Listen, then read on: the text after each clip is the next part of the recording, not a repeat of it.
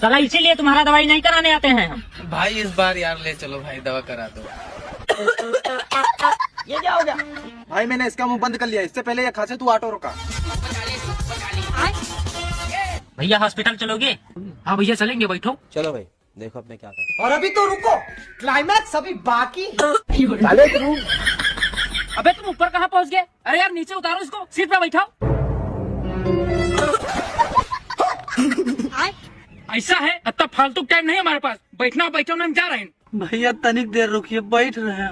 नहीं सारुण के यहाँ कुछ तो गड़बड़ है।